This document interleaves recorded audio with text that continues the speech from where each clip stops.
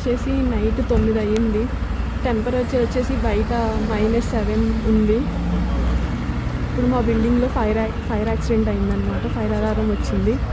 So దానికోసం ఉన్నట్టుండి మొత్తం మేము పైనుంచి కిందకి వచ్చేసాం అనమాట.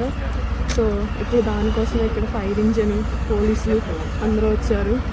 ఇక్కడ కింద మేము చల్ల వణికిపోతున్నాం. అసలు ఇది ఎంతసేపు పట్టిద్దో ఏమైతే తెలియదు.